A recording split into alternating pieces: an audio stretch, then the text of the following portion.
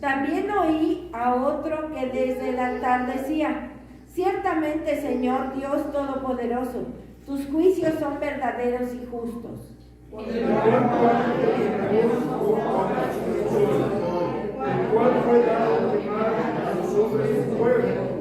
Y los hombres se quemaron con el gran calor y blasfemaron el nombre de Dios, que tiene poder sobre estas plagas. No se arrepintieron para darle gloria. El quinto ángel derramó su copa sobre el trono de bestias, y su reino se despidió de tinieblas, y morían de dolor sus reinos. Y blasfemaron contra el Dios del cielo por sus dolores y por sus úlceras, y no se arrepintieron de sus obras.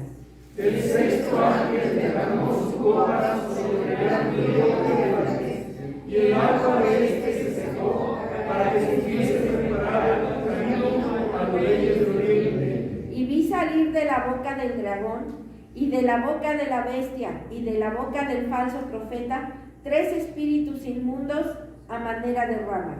Pues son espíritus de demonios que hacen señales y van a los reyes de la tierra y todo el mundo, para reunirnos a la batalla que ayer realiza el Dios Todopoderoso. He aquí, yo vengo como ladrón bienaventurado el que vela y guarda sus ropas, para que no ande desnudo y vean su vergüenza. Juntos. Y lo que vio en el lugar que en hebreo se llama Armagedón. Amén.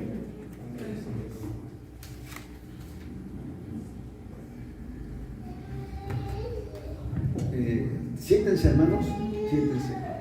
Bueno, ya se dieron cuenta que este es un pasaje lleno de misterio, lleno de juicios. Mucha gente que lee este texto, bueno, todo el capítulo 16, todo el Apocalipsis realmente, prefieren no leerlo muchos porque les da miedo. Bueno, y tienen razón, porque aquí lo que se describe es algo muy terrible, muy terrible. Son los juicios de Dios contra sus enemigos, todos estos. Bueno, he estado trayendo expositivamente mensajes sobre el Apocalipsis y mensajes sobre el Evangelio de Mateo. Los he ido alternando. Y este pasaje realmente es intrigante, es aterrador, yo diría, aterrador. Pero pues no tenemos por qué rehuirlo, es una palabra que Dios nos dio revelada para nosotros, para nuestra edificación, para nuestra amonestación. Y quiero decirles desde este momento que yo le puse por nombre lo que acabamos al final de leer: el gran día del Dios Todopoderoso. El gran día del Dios Todopoderoso, así le puse a esta meditación, a este sermón. El gran día del Dios Todopoderoso. ¿Cuál será ese día? Bueno, en otras partes de la Biblia habla de el día final, cuando Cristo venga por segunda vez. ¿Qué va a ocurrir? Cuando Cristo venga por segunda vez, bueno, su venida será gloriosa. Lo describe el capítulo 19 de Apocalipsis. Lo describe a Jesucristo montado en un caballo blanco y él vestido de majestad, con un cinturón que le cubre desde el hombro hasta la cintura de oro, y ahí trae escrito su nombre, el Verbo de Dios, Rey de Reyes, Señor de Señores. Y viene con poder y con gran gloria. ¿Y qué va a pasar cuando venga el Señor Jesucristo? Va a decirle a los muertos, a los que están en las sepulturas, les va a decir: oirán la voz del Hijo del Hombre, y los que lo oyeren vivirán, y saldrán los que están en las tumbas, y los que hicieron lo bueno serán juzgados por sus obras que hicieron mientras que vivían. Los que hicieron lo bueno heredarán la vida eterna, pero los que hicieron lo malo serán condenados. Así dice Juan capítulo 5, 28 y 29. Eso es lo que va a pasar, pero en este pasaje en particular se enfoca solamente a los no creyentes, a los enemigos de Dios. ¿Qué les va a pasar? En forma particular quiero decirles que yo estoy, durante mucho tiempo, ya tendré que, serán unos 2 años, yo creo, estoy haciendo este tipo de sermones. No se los he compartido todos a ustedes, y a nadie se los he compartido, porque yo no soy predicador disponible a todos, pero sí tengo, he hecho, no sé cuándo los voy a predicar, si aquí o en otro lugar, el Apocalipsis, todos los mensajes que yo he estado haciendo desde hace 2 años. Fui a nuestra editorial, al Faro, y les dije de lo que estaba haciendo, y me dijeron: cuando termine, nosotros estamos interesados en que, si usted quiere, lo podemos publicar en un libro. Y yo les dije: pues sí, pero no sé cuándo vaya a terminarlo. Este es el último de los sermones que he escrito o que he hecho, y ya me faltan poco. Perdón, no es el último. Ya he hecho hasta el capítulo 20. Me faltan 2 capítulos para terminar el libro de Apocalipsis. Bueno, y hay muchos sermones que no los he compartido con nadie, y este es uno de los que no quería compartirles. Este es uno de los mensajes que no quería compartirles, porque sí se necesita haber estudiado lo anterior para poder comprenderlo. Voy a intentar que lo podamos comprender sin haber estudiado lo anterior. Voy a intentarlo en el nombre del Padre, del Hijo y del Espíritu Santo, y me voy a enfocar solamente en los versículos 12 al 16 para meditar, no en los otros que son las 7 copas de ira. 7 copas de ira, así se llama el capítulo 16, las 7 copas de ira del Señor. Bueno, como preámbulo o como antecedente, quiero decirles que en el Apocalipsis hay 4 juicios. El primero de ellos que se presenta es los juicios de los 7 sellos, que afectan a la 4ª parte de los habitantes de la tierra. Enseguida vienen las 7 trompetas, los juicios de las 7 trompetas, y estos juicios afectan a la 3ª parte, no a la 4ª, sino va aumentando. Vean, va aumentando. Era la cuarta parte, los sellos, las trompetas a la 3ª parte de los habitantes de la tierra. Luego vienen las 7 copas, que aquí están. Las 7 copas abarcan a la mitad, no a la 3ª parte, sino a la mitad de los habitantes de la tierra. Y después vienen de las 7 copas, vienen los juicios de los 7 relámpagos. Y estos afectan al 100% de los habitantes de la tierra. A ver, si ustedes se fijan, yo usé la palabra habitantes de la tierra. En algunos otros mensajes yo ya les he explicado que esta frase se refiere en Apocalipsis, se refiere para referirse a los no creyentes, a los incrédulos, a los no cristianos, a los enemigos de Dios, a los ateos, bueno, en fin, a los que no son creyentes, son los habitantes de la tierra. Y estos y los otros juicios van a los habitantes de la tierra, no a los cristianos. Bueno, era necesario aclarar todo esto. Una profesora que yo tuve de contabilidad, ustedes saben que yo estudié en la ESCA. Estudié mi carrera primera antes de ser pastor, terminé y la ejercí. Soy contador público y trabajé en esa profesión muchos años, aproximadamente 15 años, pero 10 años, los últimos que trabajé como contador público en una empresa grande, y de allí me salí para irme al seminario.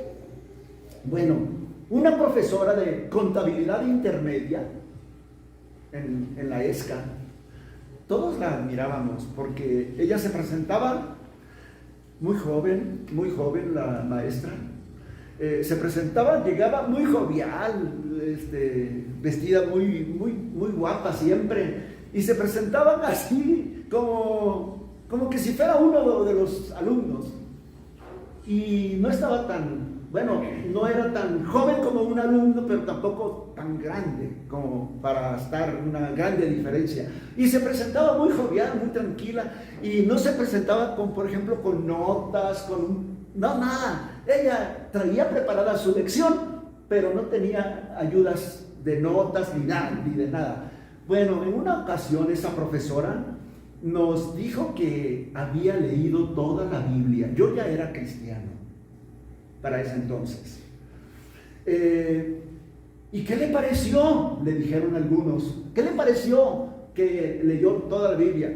Y ella dijo, me pareció muy interesante la Biblia, pero me gustó mucho más el Antiguo Testamento que el Nuevo Testamento, mucho más. ¿Por qué le gustó más el Antiguo Testamento, maestra? Porque en el Antiguo Testamento se nota más la ira de Dios, y en el Nuevo Testamento se nota más el amor de Dios. Así fue su opinión de la maestra acerca de la Biblia. En el Antiguo Testamento, ira de Dios. En el Nuevo Testamento, el amor de Dios. Yo quiero decirles algo. Ahora, la Biblia es una revelación de Dios progresiva. De menos a más. Y por eso el Nuevo Testamento no es cierto lo que dijo la maestra. No es cierto. Si la revelación es progresiva, así que es progresiva en todo. En todo. El Nuevo Testamento muestra más amor que el Antiguo Testamento. Sí, es cierto, porque es progresiva. Pero también el Nuevo Testamento muestra más la ira de Dios que el Antiguo Testamento. Es progresivo.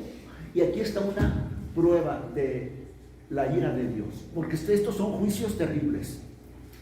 Los juicios de las 7 copas, y no me voy a enfocar a todos porque quiero especificarme en esta parte para profundizar un poquito más y no hablar en forma general. ¿Será cierto lo que dijo la maestra? No, ya les dije que no. En el Nuevo Testamento se muestra a un Dios más enojado, más lleno de ira contra el pecado, contra la injusticia, que en el Antiguo Testamento. Más. Pero también hay más muestras de más amor en el Nuevo Testamento que en el Antiguo Testamento. En la crucifixión de nuestro Señor Jesucristo hubo la muestra más grande del inmenso amor de Dios, de la inmensa ira de Dios. Las dos cosas. Inmenso amor de Dios a los caídos, a los perdidos, a los que no teníamos ninguna esperanza. Inmenso amor. Pero también en esa misma crucifixión se mostró la inmensa ira y juicio de Dios sobre Cristo.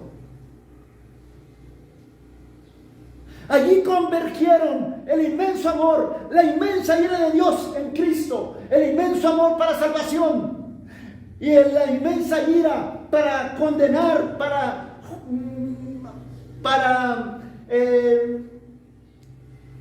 pues podría decirse con toda la extensión de la palabra, para castigar, la ira para castigar nuestro pecado sobre Cristo. Notemos pues que la ira de Dios va subiendo de nivel. Yo ya he hablado mucho acerca del amor de Dios porque eso nos gusta escuchar, pero la Biblia es equilibrada, habla de las dos cosas, amor y juicio, amor e ira de Dios. En esta ocasión, pues por el texto, me voy a enfocar más a la ira de Dios.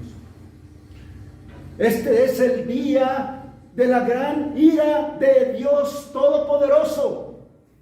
Es el día de la ira de Dios, cuando venga y juzgue a los que le rechazaron, a los ateos, a los que oyeron el Evangelio y no quisieron escuchar porque tenían otras creencias, otra religión, otra manera de pensar, o eran irreligiosos, o eran, no les interesaba lo más importante: quién me creó, para qué me creó, quién es Cristo para mí, para mi vida. No les interesó nada de eso. Para ellos, los que rechazaron a Cristo o los que fueron indiferentes a Cristo, vienen estos juicios. Ya les dije, pero lo quiero repetir para que cuando ustedes lean el Apocalipsis personalmente lo entiendan. Las 7 sellos cayeron sobre la cuarta parte de los habitantes de la tierra, incrédulos. Las 7 trompetas sobre la tercera parte de los habitantes de la tierra, o sea, sobre los incrédulos. Son juicios. Y si ustedes se fijaron en la lectura que acabamos de decir, viendo los juicios, dice: y los habitantes de la tierra no se arrepintieron, sino blasfemaron, le reclamaron, no se arrepintieron. Y así dice casi en todos los, después de las derramamiento de las copas. Y los habitantes de la tierra no se arrepintieron, duros. Bueno, y luego vienen los 7 relámpagos, que es sobre la mitad de los hombres, y las copas, ahí sí es sobre el 100%. Siguieron, y dice que no se arrepintieron porque siguieron necios con sus idolatrías, con sus fornicaciones, con sus hurtos, con sus mentiras, contra todos los pecados que hacían siempre. Y siguieron después de los juicios, de las copas, de las trompetas, de los sellos, siguieron así.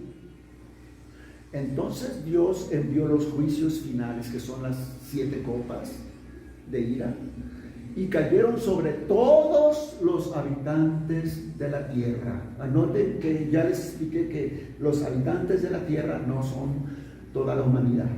Es la expresión para referirse a los incrédulos. El Apocalipsis lo usa mucho.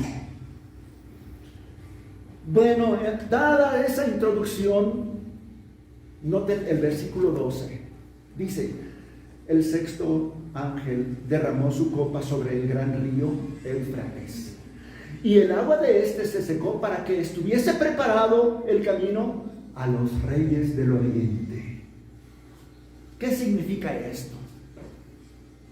Bueno, quiero decirles que en todo este estudio que yo estoy haciendo desde hace 2 años del libro del Apocalipsis, me rodeo, siempre que voy a hacerlo, me rodeo de varias versiones de la Biblia, me rodeo de varios comentarios, tengo varios comentarios del libro del Apocalipsis y armo mis mensajes.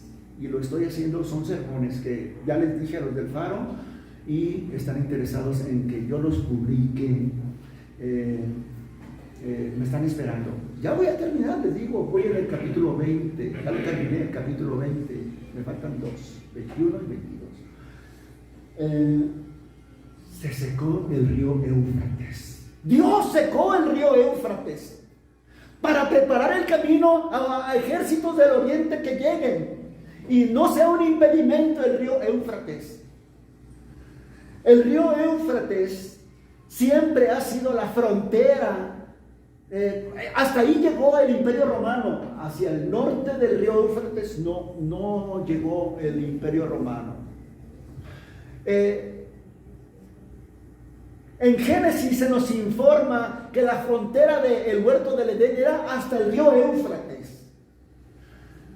Y también en el tiempo de Jesucristo el río Éufrates era las fronteras de la tierra de Canaán. ¿Qué había más allá del río Éufrates? Pasando el río Éufrates, ¿qué había? Bueno, en la Biblia se nos informa de que allí estaba la ciudad de Nínive. Después del río Éufrates se encontraba en el Antiguo Testamento la ciudad de Nínive, a donde fue mandado como profeta Jonás, el profeta rebelde. Nínive era la capital de Asiria. Asiria cruzó el río Éufrates e invadió Israel como castigo a la idolatría. También, más allá del río Éufrates, se encontraba Babilonia, que fue destruida y ya no ha sido reconstruida por una maldición de Dios, igual que Jericó. Babilonia fue destruida porque allá llevaron cautivos 70 años a los jóvenes, casi fueron jóvenes israelitas, como esclavos. Se los llevaron como esclavos por idolatría. Cayeron en idolatría. Así que en esta ocasión se nos presenta que Dios secó el río Éufrates con un propósito: que no fuera barrera para que vinieran reyes de Oriente e invadan a Jerusalén o a Israel, como un juicio. Entonces, siempre cuando ejércitos cruzaban el río Éufrates, era juicio de Dios contra su pueblo. Y aquí dice que Dios secó el río Éufrates para que naciones del oriente pasaran a invadir al pueblo de Israel. Y esta es una batalla contra el pueblo de Dios. Una batalla contra el pueblo de Dios. La más grande batalla que se menciona en la Biblia que va a haber. No va a haber otra batalla más grande, ni la Segunda Guerra Mundial, ni la Tercera Guerra Mundial, que dicen que ya viene pronto por el problema de Rusia-Ucrania. Si se desata la Tercera Guerra Mundial, ni esa le va a llegar a la terrible, grande batalla de Armagedón, que es esto. Entonces, Dios secó al río Éufrates. Yo ahora se puede ver sin ir. Yo vi cómo es el río Éufrates ahora, especialmente en el tiempo de lluvias. Arrasa cerros, árboles, sembradíos completos son arrasados y van allí, o los árboles van robando y bueno, se desborda y hace estragos el río. Es muy grande el río Éufrates, uno de los ríos más grandes en el Medio Oriente. Es el río Éufrates. Pues Dios secó el río Éufrates para que las naciones del oriente, aquí lo dice, las naciones del oriente, ¿cuáles serán esas naciones? No se mencionan, no dice Japón, no dice Corea, no dice China, no, pero dice naciones del oriente, eso sí, para que pasaran a invadir al pueblo de Israel o de Dios. Esta es una batalla contra el pueblo de Dios. O sea, aparte de ser una invasión militar, son de reyes, de esas naciones, de gobernantes. Y en esos lugares del Medio Oriente y del Lejano Oriente, muchos de esos gobiernos son teocráticos. O sea, que el poder civil o el poder político está unido al poder religioso. Los líderes políticos son religiosos. Son musulmanes, budistas, sintoístas, confucionistas, etcétera, lo que sea. Ahora dice que serán instrumentos estos gobiernos o estos ejércitos de juicio de Dios. Instrumentos de juicio de Dios no para los israelitas, es para los cristianos, porque los cristianos son ahora el pueblo de Dios, son el Israel de hoy. Israel como pueblo de Dios, o sea, los israelitas, los judíos como pueblo de Dios, fueron destituidos.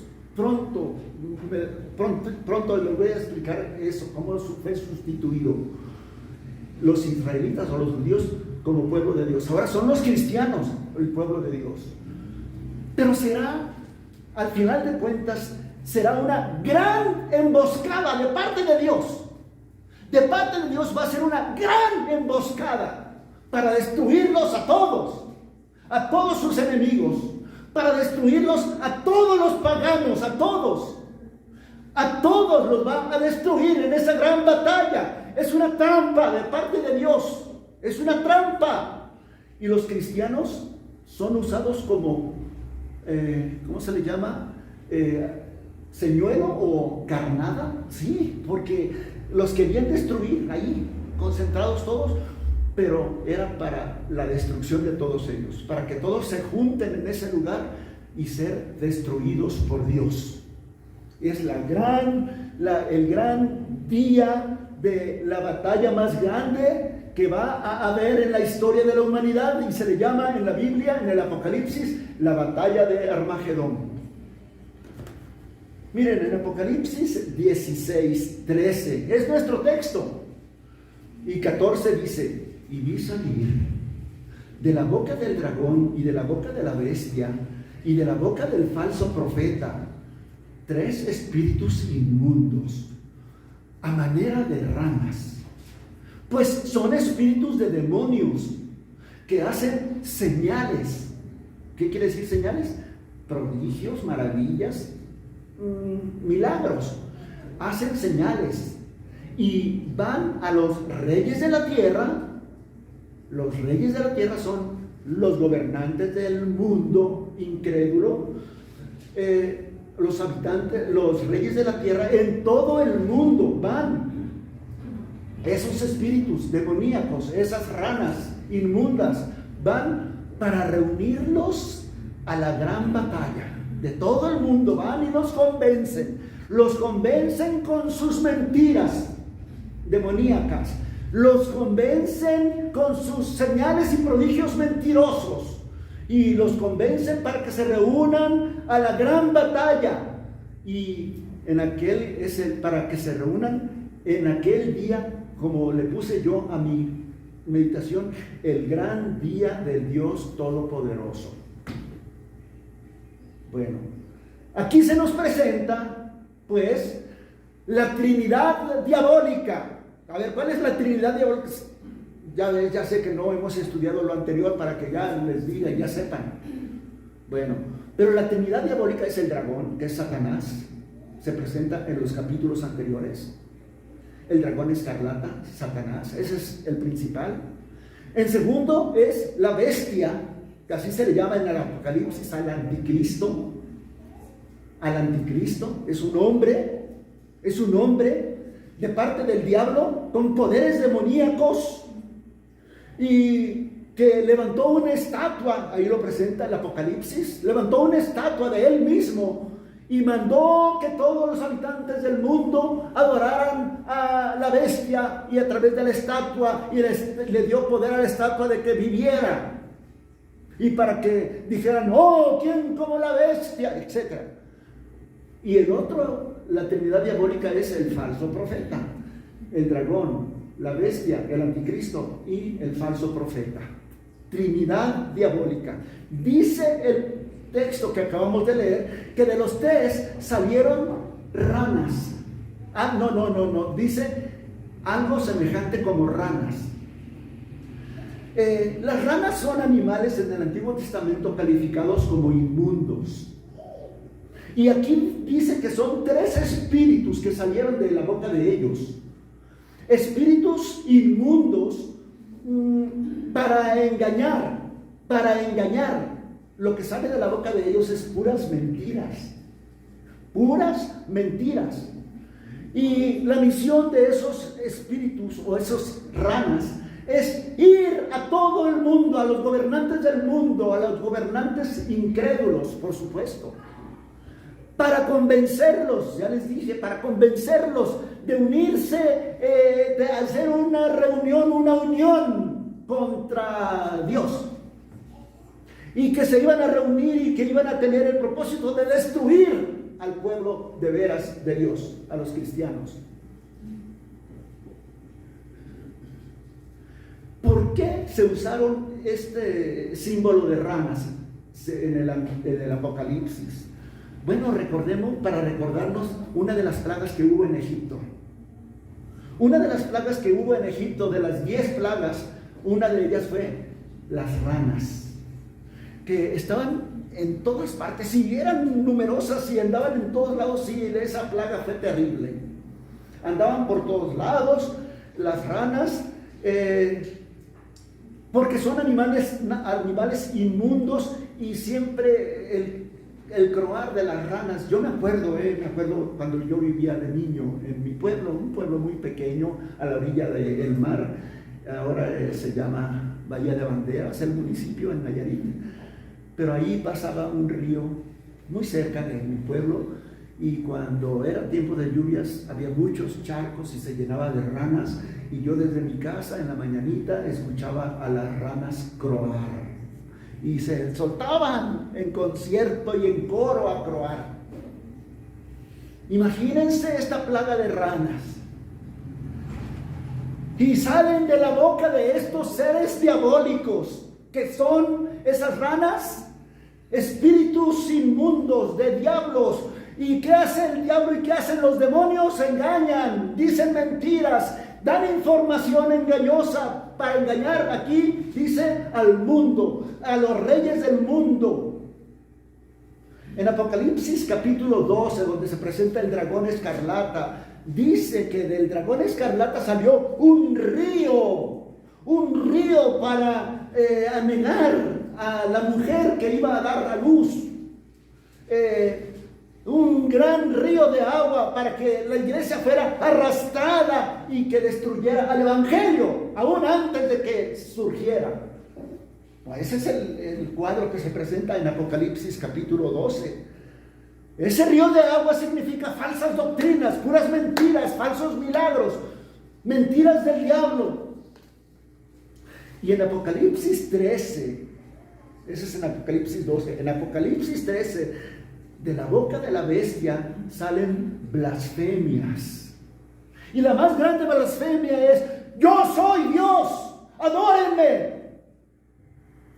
Esta es mi estatua, adoren a la estatua.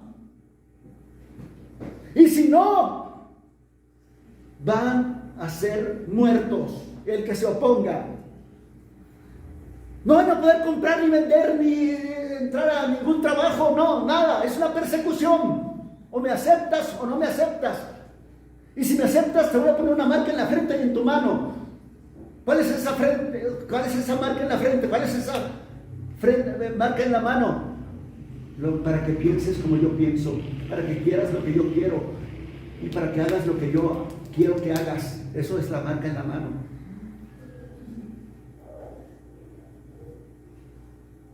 Estas son las ranas que salen de las bocas para decir puras mentiras y para hacer milagros y señales mentirosas, como cuando la serpiente antigua engañó a Eva con mentiras. Así engañarán al mundo, no a los cristianos. Noten que aquí todo esto es para el mundo, para los reyes del mundo, para los habitantes de la tierra, y todo eso es incrédulos. ¿Por qué? Porque no conocen la palabra de Dios. Claro que los van a engañar. Porque no tienen el Espíritu Santo que los guíe a la verdad. Claro que los van a engañar.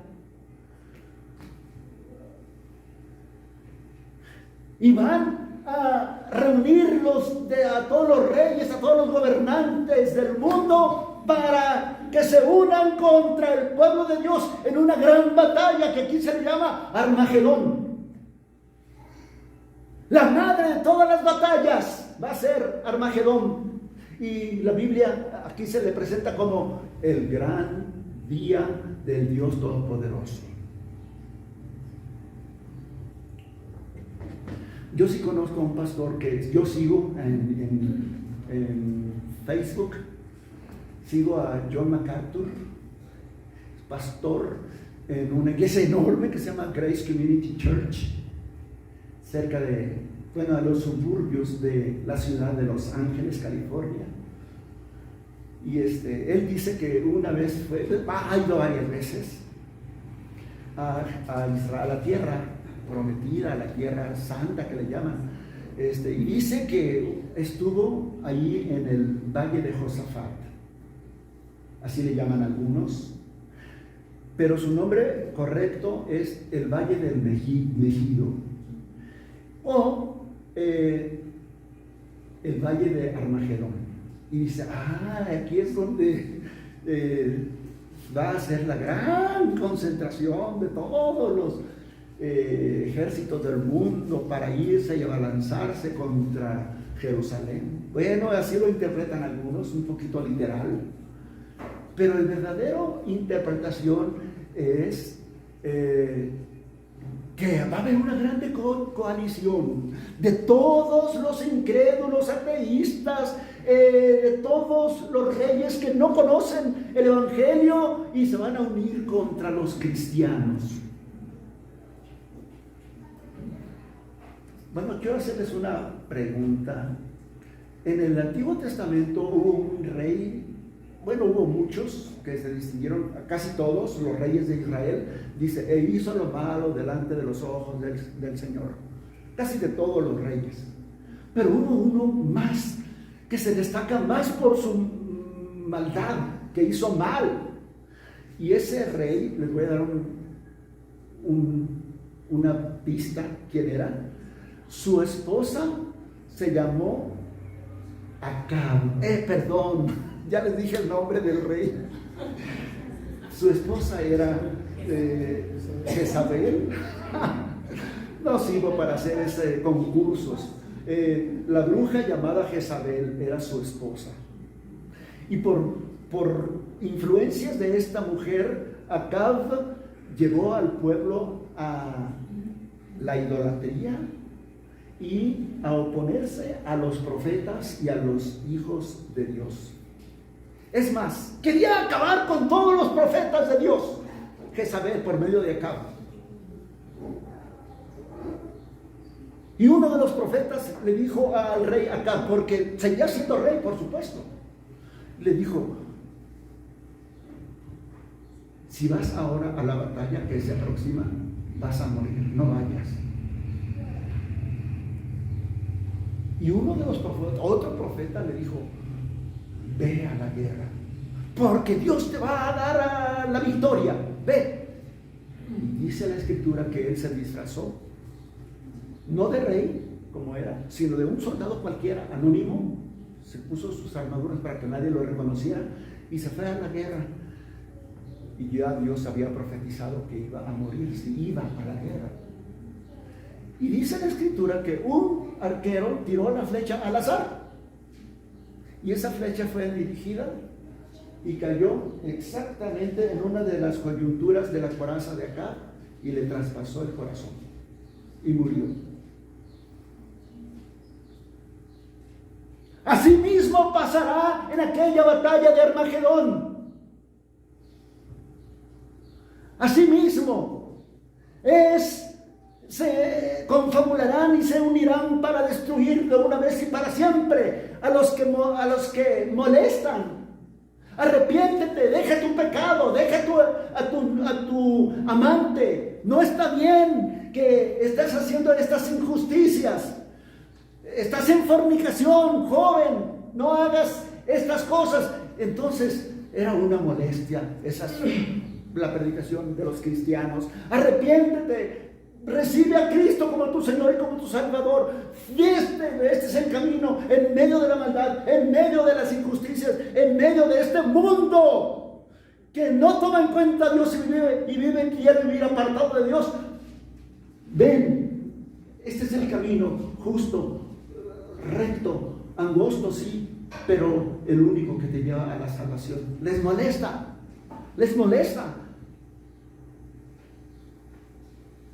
Dios secará el río Éufrates, enviará a estos demonios mentirosos por todo el mundo para que vengan todos los enemigos de Dios sobre la iglesia de Cristo. Dizque para destruirla, ese era el propósito de ellos, para destruirla. Y allí van a ser destruidos con el resplandor de la gloria de la segunda venida de Jesucristo. Miren, en Apocalipsis 19, cuando viene Jesucristo por segunda vez, dice en el versículo 19: y vi a la bestia, es el anticristo, y a los reyes de la tierra y a sus ejércitos, ya venían reunidos para guerrear contra el que montaba el caballo y contra su ejército. Un ejército de la tierra, un ejército celestial. El capitán del ejército celestial es Cristo. El capitán, quién sabe aquí no se menciona el capitán de los ejércitos de la tierra, pero a enfrentarse. Y algunos dicen, no, pues va a ser a ver quién tiene más armas mejores, a ver quién tiene más soldados, a ver quién tiene más. Va a ser una gran guerra. Y no. Jesucristo nunca se pone a jugar a las vencidas al diablo, como yo he visto algunas imágenes que hay en el internet. Esa misma imagen la he visto en algunos camiones peceros de la Ciudad de México, de los antiguos, que presentan a Jesucristo y al diablo así, en unas luchas de vencidas, y no se sabe quién gana, una vez para acá y a veces para allá. No hay comparación. Satanás es fuerte, pero no tan fuerte para ser el Dios Todopoderoso. No hay ese tipo de, a ver quién gana, no. Y Jesucristo tampoco tiene, cuando venga por segunda vez, sí, dice la Biblia que viene con sus santos.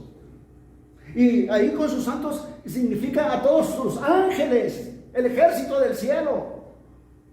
Pero no para que le ayuden a guerrear y a luchar. Y también va a venir con todos los que ya murieron, con todos los escogidos que estaban con él. En las almas viene por segunda vez con ellos.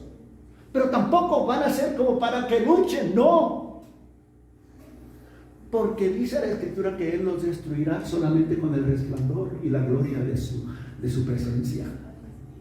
Nada de que a ver quién gana. No hay comparación. Satanás sigue siendo criatura y Él es el creador. Bueno, dice que la bestia, estoy leyendo Apocalipsis 19, 20, y la bestia fue apresada. Y con ella el falso profeta, los dos. El falso profeta que había hecho delante de la bestia las señales con las cuales había engañado a los que recibieron la marca de la bestia y que habían adorado a la imagen. Estos dos, la bestia, el anticristo y el falso profeta, fueron, dice allí, lanzados vivos dentro del lago de fuego y azufre, que arde en azufre. Y los demás fueron muertos. ¿Cuáles son los demás? Los seguidores, los engañados, los que creyeron sus mentiras, fueron muertos con espada que salía de su boca. No la espada de los ejércitos, no es con la espada de su boca, los eliminó. La espada que salía de la boca del que montaba el caballo blanco. Y todas las aves se saciaron de las carnes de ellos. Y todavía no es el fin. Todavía no es el fin, porque viene el juicio. Acaban de morir, pero viene el juicio. Que ahí no vamos a llegar porque eso sigue después. Nuestro texto, Apocalipsis 16, 15. He aquí yo vengo como ladrón. He aquí yo vengo como ladrón. Bienaventurado el que vela y guarda sus ropas, para que no ande desnudo y vean su vergüenza. Y los reunió en el lugar que en hebreo se llama Armagedón. Ese es el versículo 16. Los reunió a todos en el lugar que se llama Armagedón. Ya les dije que ahora se llama también así Armagedón, también se llama el Valle de Josafat y el Valle de Megido. Existe. Bueno, noten que dice, vengo como ladrón. No vengo a robar, yo no soy ladrón. Yo no vengo a robar, a raptar. El rapto, no, yo no vengo al rapto. Yo no voy a robar nada. Yo no soy ladrón. Yo vengo por lo que me pertenece.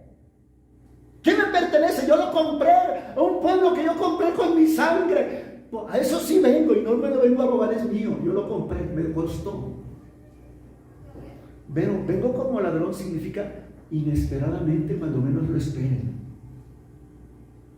Cuando estén descuidados, cuando no estén pensando, apareceré como ladrón.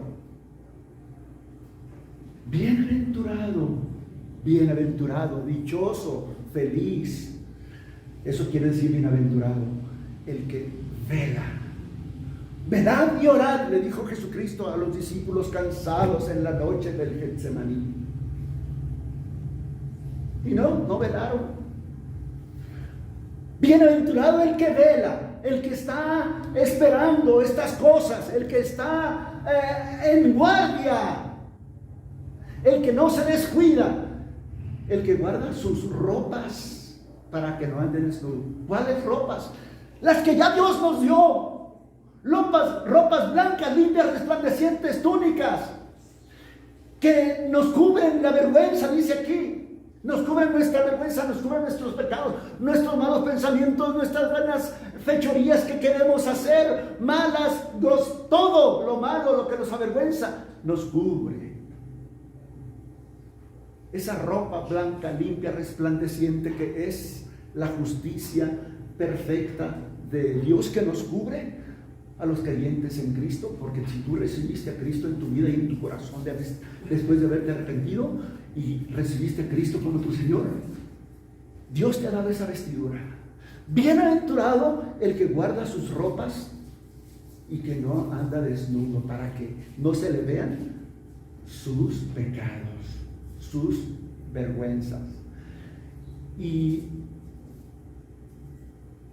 dice que a todos, bueno, los reunió en el lugar que en hebreo se llama Armagedón, pero no a los cristianos, eso es a los ejércitos esos, que fueron engañados por esos espíritus de las ramas. En Apocalipsis capítulo 20, que es donde yo les digo que estoy terminándolo de estudiar, donde se habla de la resurrección y del juicio final, dice que Satanás saldrá. Estoy leyendo Apocalipsis 28. Saldrá a engañar a las naciones que están en los 4 ángulos de la tierra. Saldrá a engañar, o sea, estaba prisionero, encadenado, pero ya es el último tiempo y se le dio libertad para que saliera y haga su obra, a la que también fue destinado. Para engañar a las naciones de los 4 ángulos de la tierra, a Gog y a Magog. Muchos dicen que es Rusia, Gog y Magog, porque la capital de Gog y Magog era Mesec. Bueno, y allí dicen que es Moscú.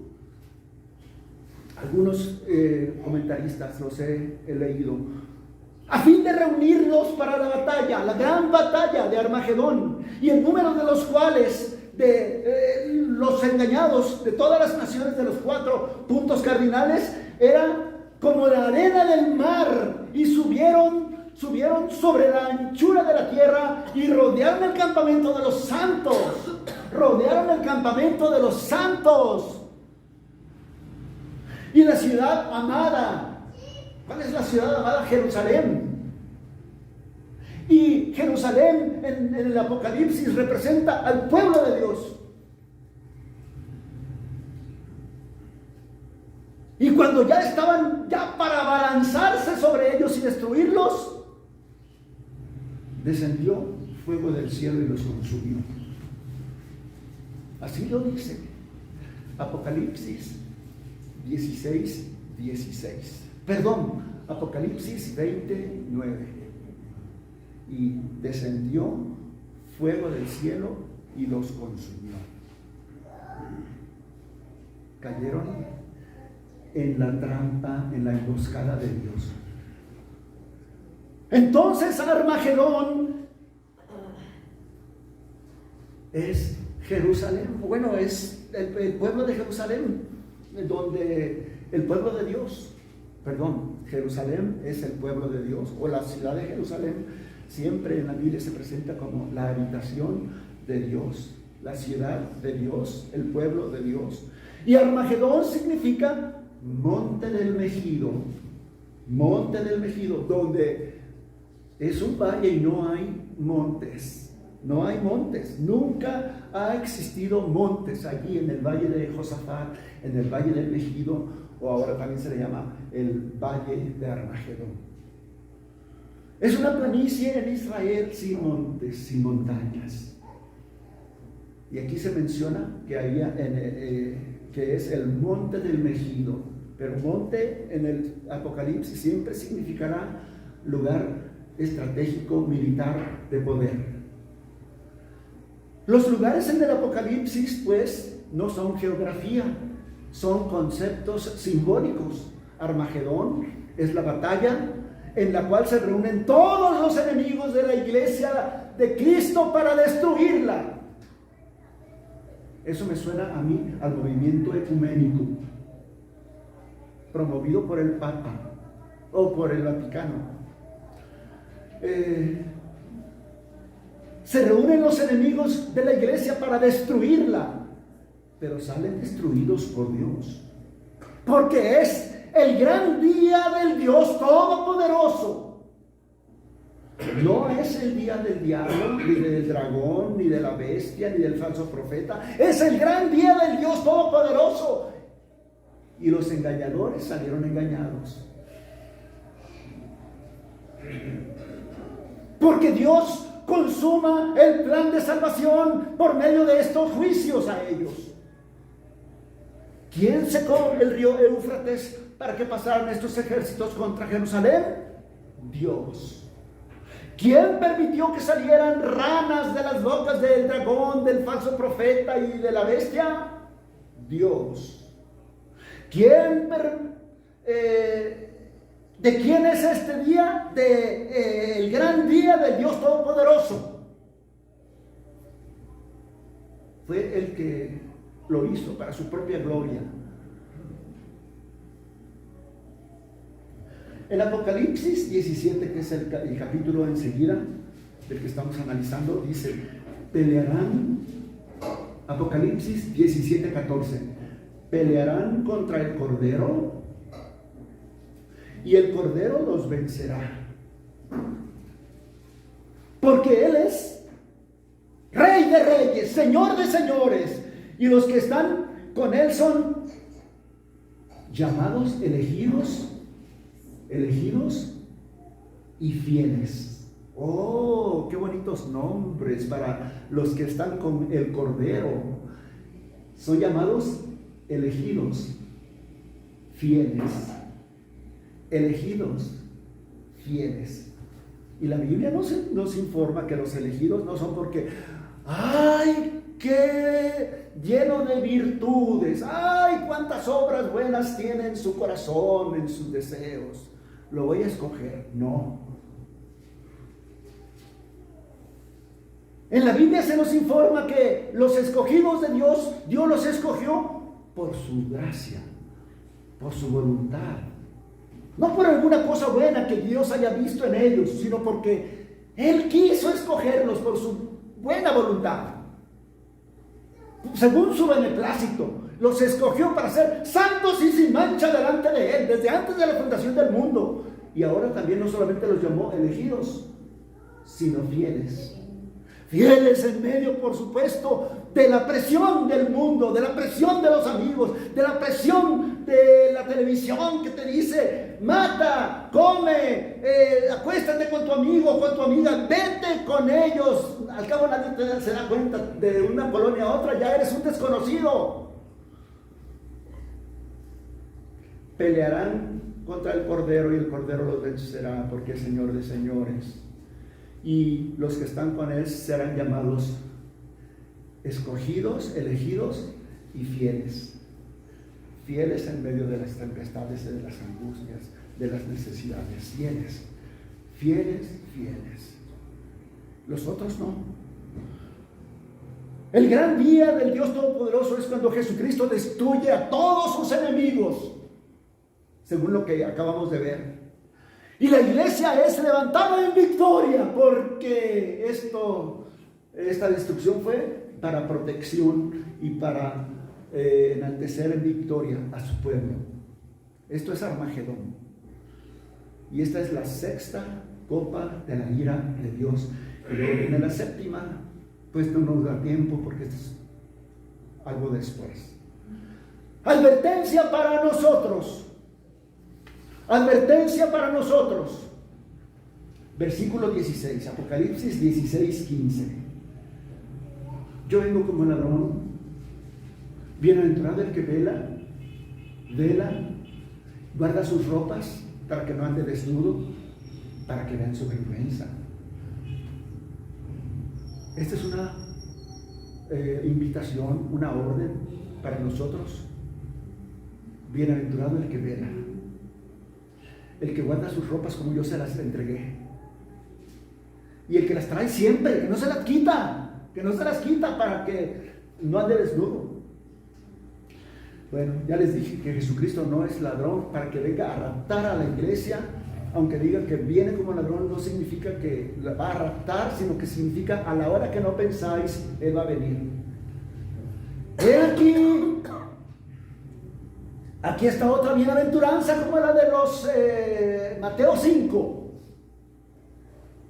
como el sermón del monte. Bienaventurado el que vela, bienaventurado el que vela, porque no se descuida ni se desanima, venga lo que venga, viva lo que viva, escasez tras escasez, aunque vea que pueda desatarse la tercera guerra mundial por Ucrania, Rusia, y Rusia dice que ya no está peleando contra Ucrania, ya lo hubiera conquistado desde hace mucho, está peleando contra la OTAN, todos los países, Estados Unidos, Canadá, Alemania, Inglaterra, Francia, todos los de la OTAN, los más potencias militares, está en gran riesgo de destruir. Dicen, porque acaban de hacer una orden de aprehensión en contra de Vladimir Putin, y ya salió el jefe del Kremlin de Rusia diciendo: si llegan a tomar preso a Vladimir Putin, en ese mismo momento es declaración de guerra entre Rusia, Estados Unidos, Rusia contra Inglaterra, Rusia contra Alemania, Rusia contra Francia, contra todos los de la OTAN. Es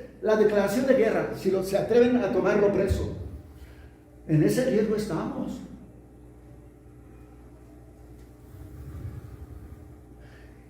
Y bienaventurado el que vela y el que no se desanima. Porque muchos dicen: pues no, que iba a venir pronto, y no, ya pasaron 2020 años y no viene Jesucristo. ¿Quién sabe si va a volver? Ya se tardó. Guarda tus ropas, guarda, vela. Eso de guardar tus ropas significa: manténlas como las recibiste, limpias, blancas, resplandecientes, sin arruga, siempre puesta, siempre. Debajo de esa ropa ni te asomes, ni te acuerdes. Ahí están todos tus pecados, tu naturaleza pecadora. Si hay alguien que está diciendo: yo estaré vestido de esas túnicas blancas, limpias y resplandecientes, ¿quién sabe? Yo no sé, lo deberías de saber tú. ¿Cómo recibo esas vestiduras? Bueno, la Biblia nos dice, Jesucristo, los apóstoles, la Biblia nos dice que esas ropas fueron dadas por el mismo Señor Jesucristo, que significa la justicia de Cristo. Él nos la dio. La justicia perfecta de Cristo para el que se arrepiente. El que dice: he vivido sin Dios, sin esperanza en este mundo, pero ahora vengo a la cruz de Jesucristo. Me arrepiento de haber sido incrédula, de haber sido rebelde, de haber practicado la brujería, las adivinaciones, todo he hecho según las concupiscencias de mi carne, pero hoy me arrepiento, recibo a Cristo como mi Señor y mi Salvador. Creo que Él en la la cruz, pagó por mis pecados, derramó su sangre por mí para comprarme para Dios. Y en ese momento dice la Escritura que tú recibes esas vestiduras blancas y resplandecientes, que es la justicia de Cristo.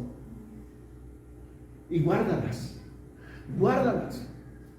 Recibirás al Espíritu Santo que te guiará a toda la verdad. Y aunque vengan esas ranas y te hagan señales, maravillas y prodigios mentirosos para engañarte, tú no vas a ser engañado, porque ahora tienes el Espíritu Santo y tienes la palabra de Dios para que te amoneste y te advierta que no debes de creer a nadie más que a Cristo y a su palabra. Guarda esa ropa limpia, sigue arrepintiéndote día tras día, porque todavía estamos con la naturaleza pecadora, y sigue aclamando al remedio de nuestro pecado, que es la sangre de Jesucristo, y tendrás y velarás hasta que Él venga. Ya les dije y les anticipé desde al principio que esto no era tan fácil ni para mí de interpretar, ni para ustedes a veces de recibir. Bueno, me hubiera gustado que los que están escuchando todo esto por primera vez hubieran, por ejemplo, escuchado la meditación de hace 8 días, que fue: Jehová es mi pastor. Nada, bien bonita, bien amable, bien. La Biblia tiene eso. Habla del poderoso y del cuidado y del amor, y para siempre. Amor de Dios para con nosotros, como es el del Salmo 23 de hace 8 días. Pero también tiene esto. ¿Vamos a buscar solamente estas palabras bonitas y vamos a rechazar estas que son tan duras? No, las dos se complementan. Dios te ama, mas Dios muestra su amor para con nosotros en que, siendo aún pecadores, Cristo murió por nosotros. Y si no, ahí está, sexta copa de la ira de Dios. Dios les bendiga.